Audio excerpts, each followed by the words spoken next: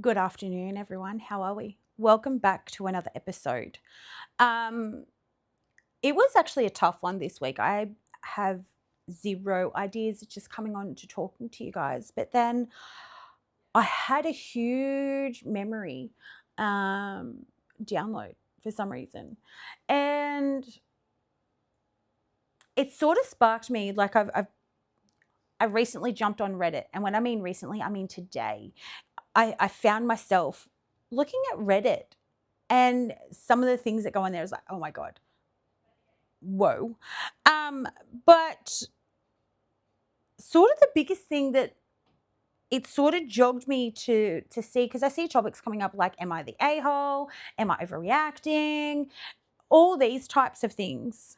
Um, and I'm gonna air a little bit of dirty fucking laundry, guys. Not my laundry. Well, yeah, not my laundry. Um, I don't actually know what to. I know how I'm going to react to the situation, but I don't know how you guys think I should react. Um, it is a little bit dark at the moment. It looks like it's actually we're gonna get a thunderstorm out there by the looks of that. And I'm back in my usual spot on my lounge. Yes. But recently my half sister. So to give you guys a little bit of family dynamics, I am an only child to my own father. I don't have any siblings. I was my father's only child. Um, and with my maternal family, actually, that's a little bit of dirty laundry for you guys. Yes. Yes, it is. It's juicy. Um, I don't have, look, come at me all you want, but I have my reasons, and you guys need to actually hear me out of my reasons why. So, um, I don't have a relationship with the person that you're meant to call a mother. And my reasons are very deep and very reasonable. I feel they are. If you don't, that's on you, boo boo, because I really take that with a grain of salt. Um, but I do share maternal DNA with two younger half siblings. So we share the same maternal family, we don't share the same paternal family. Um, I have always had 50-50 custody between my dad and my maternal side of the family. But my father never got along with her. Obviously, there was a period of time when they did, otherwise I wouldn't be here. But I have, I think, made my intentions very clear, especially after losing my father, with that so-called maternal connection that people are meant to have. But let's dive in that a little bit. Like, I don't know if you guys have ever dealt with a toxic friend, but I have an extremely toxic maternal person. And I use that term very lightly, and I won't. She, in my eyes, does not get the right to be called mother. She is probably going to try and contact me after this, and it's just going to go unanswered. But long story summarized, we're going to get to the plots a little bit quicker, I think, but I could sit here for days and tell you everything that I've suffered at her hands. She ended up obviously having a different partner after my father. They were married for a period of time, went through divorce, and now she's married to someone else. That's dirty laundry for another day. But she, the maternal person that you're meant to have as a role model and a figure, I guess you can already put that together, decided that her choice of partners was more important than her choice of children. She did choose to leave or abandon her children. In my rights does to me, that null and voids her maternal rights. I did try. Now, don't get me wrong, guys. I did actually try to repair the relationship for the sake of my children, who I felt had the right to make their own choice, whether or not they actually wanted to have something to do with her and her now current partner. And she did the same thing to my children as she did to me, and that's where I drew the line. I'm sorry for you guys that are watching right now. I'm actually going to pick the camera up because this is too stinking cute to ignore. I have my babies, my fur babies, asleep next to me, and one is using my pillow as a proper pillow. It is too stinking cute for those of you who can see. So we are on the lounge. I have Bud right here next to me, and then we have Tinky Tink literally using my pillow as her own. That is too stinking cute. I'm sorry, I had to share that with you guys. I really did, and that got me off topic. But this is my ADHD brain at its finest, guys, at its finest. But back to what I was saying, she did the same thing to my children as she did to me. So I relied on her. So I'm going to take you back to when I was 14. She actually allowed me to have the day off school this day. And the only reason she allowed me to have the day off school, in my eyes, was so I could do her dirty work for her. That is as simple as it is. And my high school boyfriend at the time was with me. Best way moving forward to describe that is I packed up an entire house at the age of 14, put it into a back of a trailer, and I never seen the back of her. As I said, it left with a lot of trauma. Obviously, a lot of abandonment issues, and I suffer in my own relationship. Now, I have been married to my husband. Married, we did have a period of separation, another day, another lot of dirty laundry if you guys really want to hear that. But you really need to let me know what you want to hear. Tell me some stories. Send me some stuff you want me to research. Let me know what you want to hear, because you guys, I can't do this without you. And you guys, I love you guys and appreciate, and I'm ever so grateful for the abundance and appreciation of you guys. But once again, I don't care if you're a guy, you're a girl. I don't care where your background is. If you feel the same way I feel, we're on the same page. We're friends, guys. Put it down. Tell me what you think. Tell me what you want to hear about. But back to what I was saying. So I do have two younger half siblings. 2 weeks prior to packing the house up, she actually shipped them off to her mother's. And she promised those girls that she would go and see them before she left. Unbeknownst to me, she did not. She also told me the same thing, that she would be going to see those girls before she left, and she did not. And this is where I feel that she wipes all maternal. She does not get to call herself a mother, because she wiped herself clean of any maternal responsibilities. Like, honestly, who can sit there and, grabbing my aqua, my guys, can sit there and pick and choose when you do and don't want to be a parent.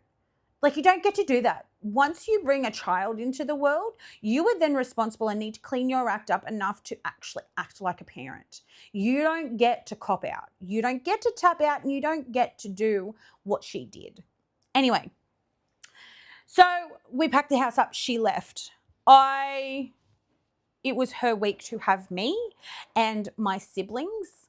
Once again, they had custody between her and their father, who also wiped his hands of paternal rights.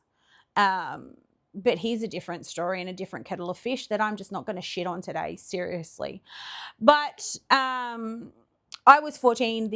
I literally not long turned 14. I had to go to gymnastics. So I was a gymnast and a dancer as growing up, and they were my two biggest priorities of my life, obviously besides having romantic relationships, I thought was important. But no, I was so wrong. And I'm trying to teach my kids that the same. A romantic relationship is about connection. It's about being able to communicate, it's being able to talk. And it's got me a long time before I could get to this point. And myself and my current husband, my God, if he was here and heard that, I would have a shoe thrown at me, not in a violent way, but just, you know what I mean. There's no violence here, guys. It's taken myself and my husband a very long time to be in this point where we can go, hey, you're shit. You're shit. Go and sort your shit. Stop being an ass and come back and talk to me. It has actually taken us a long time to be able to call each other out on that.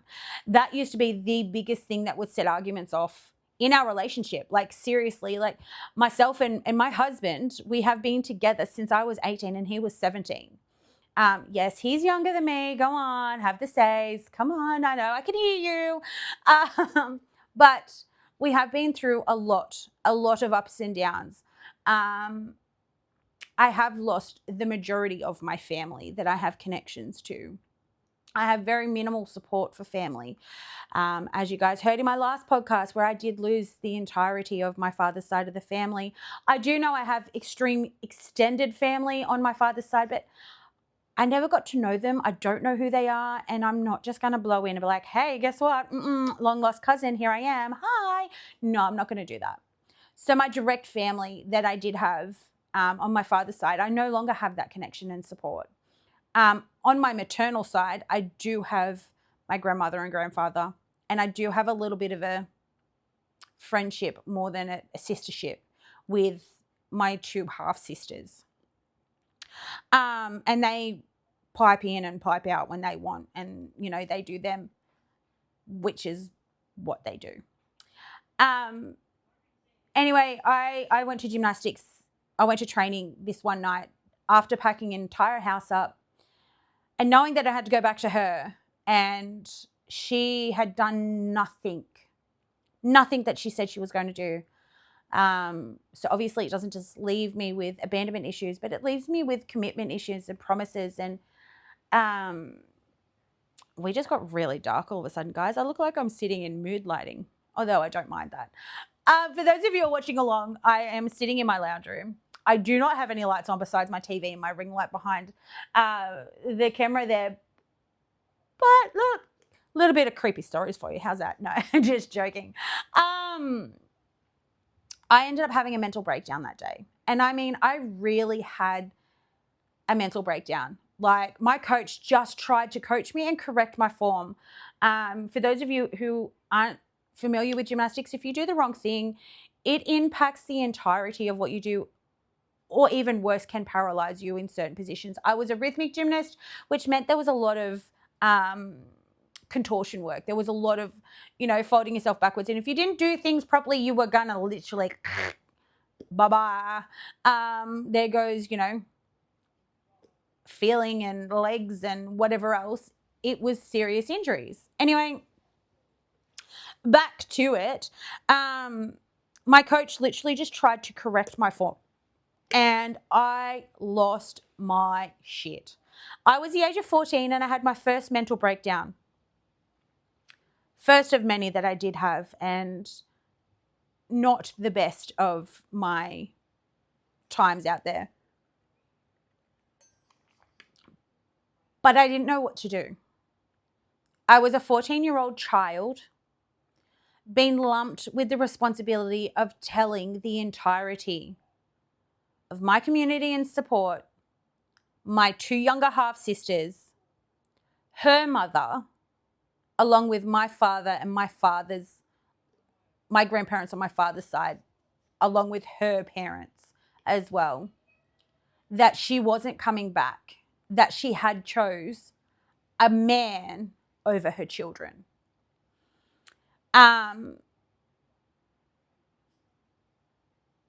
It was devastating. And the only words that I could get out of my mouth at that time, and I remember it, and I still see it clear as day, and I know exactly where I was, and I know what room I ran into, and I know where I went, and I know what I tried to do to get away, because I blame myself. Now that I'm older, I see it's not my fault. in no way, shape, or form was I responsible for her actions. But for many years, I did blame myself that it was my fault. I did it wrong. And I was the one that caused her to go. Because I did hold a lot of the responsibilities in the house. I definitely things that I've come to terms with, and as a mother now myself, realize that if I could talk to the younger me now, I would definitely give better advice, and I wouldn't just stay quiet, and I wouldn't just rely on what she's going to say. The amount of times that woman has let me down in my life is unbelievable. Anyway, it was coming close to the end of practice. Well, actually just started practice, wasn't even close to the end of practice, but it was very close to the end of practice for me after this happened. So they tried to correct me, people tried to comfort me, people tried to poke and prod, and I ended up losing my bicky. And I went, nah, go get fucked, all of yous. She's not coming back. It's my fault. It's this, it's that. I'll never see her again. She's gone, she's gone, she's gone. And that's all I could say, because that's all my mind could compute at that point in time. And no one could understand what was going on because I never actually let anyone in and say anything that was going on.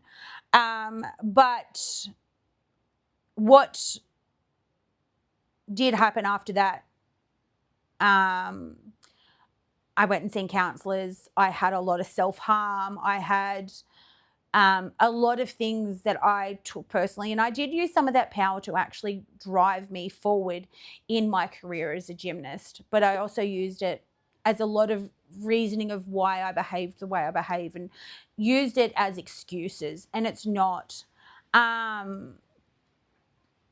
definitely not something I thought I would put out in open air. But as I said, going onto Reddit, going and having a looking at topics, and I know I'm not the asshole here, and I know who the real asshole is. But it's definitely hard to come to terms with. Now, she would contact me from time to time. We had very minimal contact, and it was probably once a year that she would even try to contact me. And I would go through the same spiral every single time. I did go through self-harm. I did. The type of self-harm I did was cutting. And that was very difficult, obviously, being a gymnast in leotards all the time, taking how to disguise it and how to not let people see and things like that. So, yes, it did take a lot of mastermind on my behalf as a child to figure out how to do it, and I did it. And I did attempt to overdose as well. That was my struggles back then. I have had a few relapses, and I am in a safe space. I am good. I have a very supportive husband, children, family network that I have built myself now. For those who I only trust, I have a very good friend of mine who was my gymnastics coach and watched me go through most of this, is now my best friend. And I am now his coach. And I know he listens to my podcast, and I do have to say thank you for all the years of help, support, and all the years yet to come, because he definitely was someone that helped me through. And without his support, I don't know what would have happened. I know there was a period of time where we did have our own ways, and it was a big loop around for me to reconnect. And I think we reconnected right at the right time when I was losing my dad and I was losing what I had, and the full circle and the gratitude that I have is phenomenal for you. So, he's always had my back, and I'll always have his. He is an absolute beautiful soul. I did try to reconcile the relationship with my maternal person, but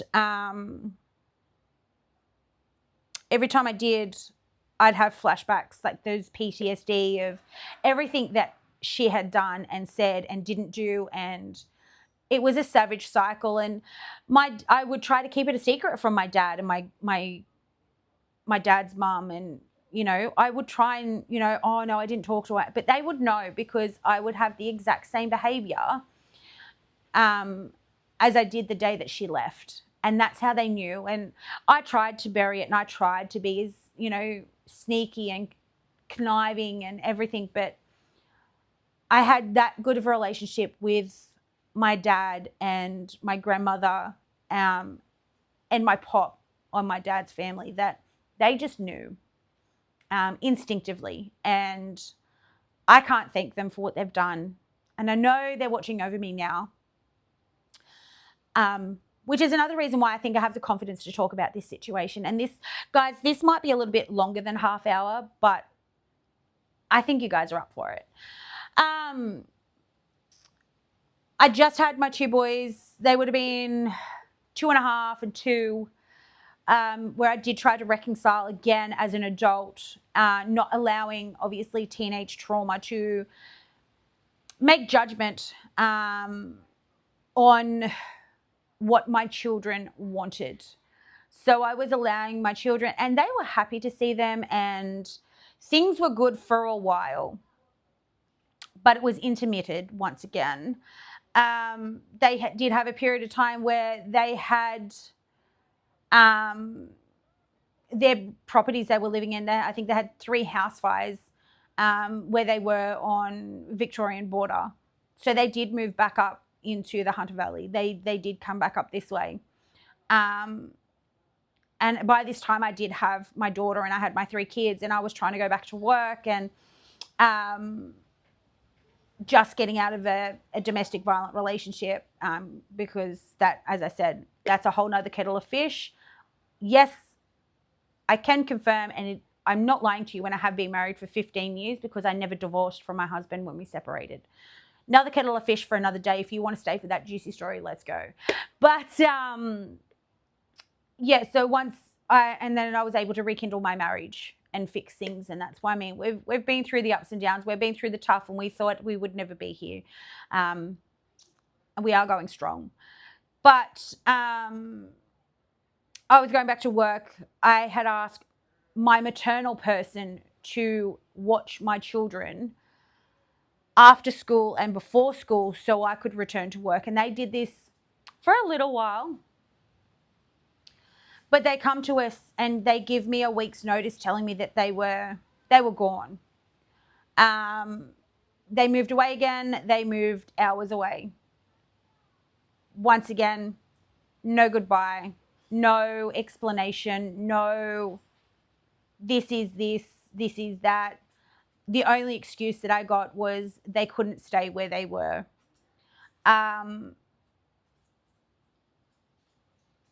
They didn't say bye to anyone and just up, and that was it. And I went, well, no, that's not good enough. And I have cut contact. They do see my social media. They are on my social media and they do see what's happening. They do comment, but I choose to ignore. If anything, I actually remove their comments because I don't need that toxicity. I don't need my life to be a competition with hers, because if she's got something, if you've got something, she's had it, and she's had it worse than you've ever had it. And I don't want that competitiveness, and I don't need to have that around my children. And I choose to parent my children completely different, and my health is not a competition with their health. It is just not. So that leads us to where we are today, and I still have zero contact with her. I know I'm not the a-hole, but guys, if you want to leave a comment, leave a comment. I'm here for it. I think the hard truth for some people is the hardest. I did have to grow up very, very quickly as a child. I was very mature for my age, so I did get mistaken as a lot older. Now, I thought I was amazing being mistaken as an 18-year-old when I was, 16 and 15 and all of that. That was great. And I thought I was the bee's knees. now I've got the opposite where they think I'm a lot younger and can't believe that I have teenage children. So, I mean, I'm sort of blessed and I do love my genetics for that. But my husband has aged quite terribly. I will say aging for him was not a very strong point at all. But I think the other big icing on the cake for me terminating complete rights for her or wanting communication was after my dad passing away. And I didn't tell them that I had moved, and I wasn't going to tell them that I'd moved. They had done a absolute horrible act of all I could say.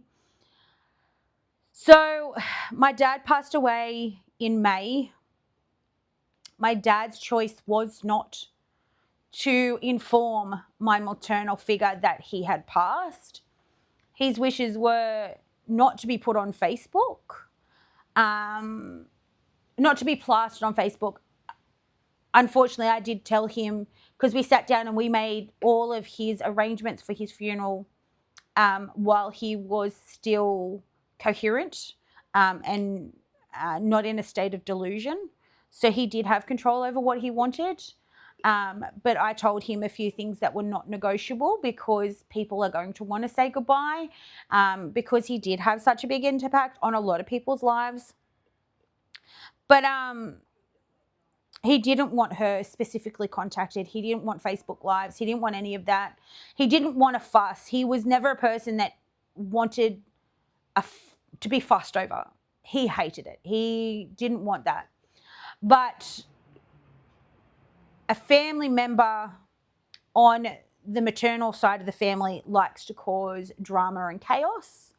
So they decided that they were going to inform her that he had passed. At this time, I was getting funeral arrangements happening. I had a lot of stresses on, was receiving a lot of phone calls. I refused to answer the phone and handed the phone to my husband, who answered the phone.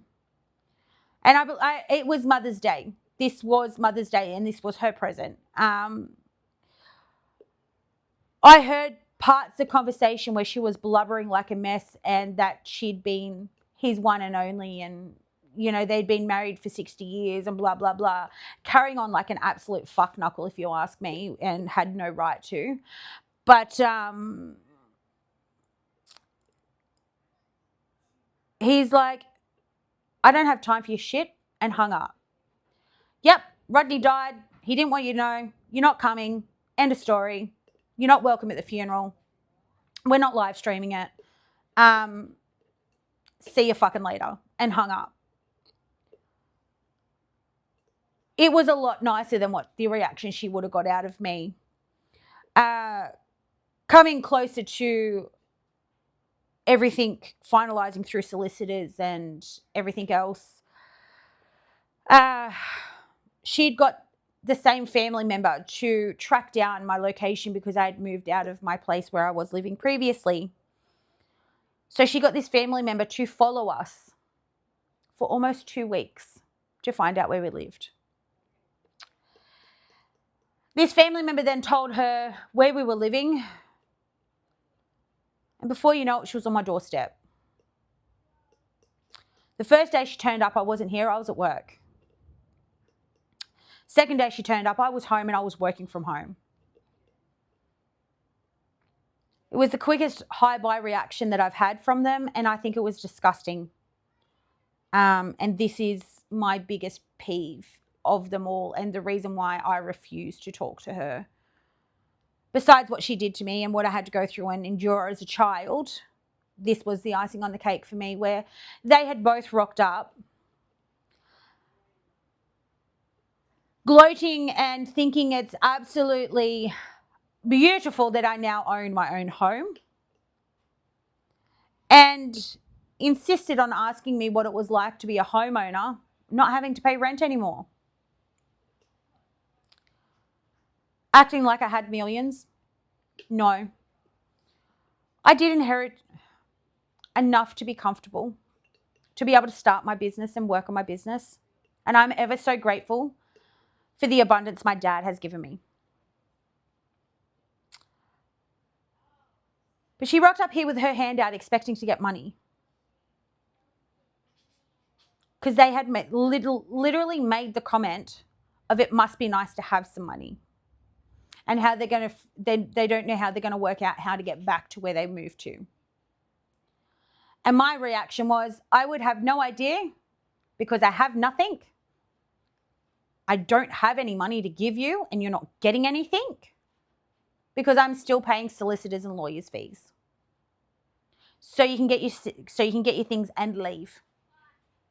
That was the first and last time I seen them since my dad passed away 2 years ago. That was the last contact I've had with them since 2 years ago. So bring me to today. Yes, I am a successful business person. I do run a successful business. I have the ability to be able to come on here and talk to you guys. Like, I'd love to get someone to come on and have a chat with me. And, you know, we do a half-hour Q&A with someone that wants to, you know, share their story. You don't have to be in the same room as me. You don't have to be in the same country as me. We could definitely work out how to link up and have a conversation together and talk shit for half an hour with me. I think that would be amazing. I'm going to leave it there, guys. But that's a little bit of my life in a nutshell. And if you guys want to know more about some details, please leave a comment. Like, let us know. I know you're listening along, and I am ever so thankful to have the lifestyle I have. Until the next time, guys, I'm going to come to you with some stories from Reddit. I think I'm going to get on there and share as well and see what happens. Have a great weekend, guys, and I can't wait till I catch you on the next one. Bye.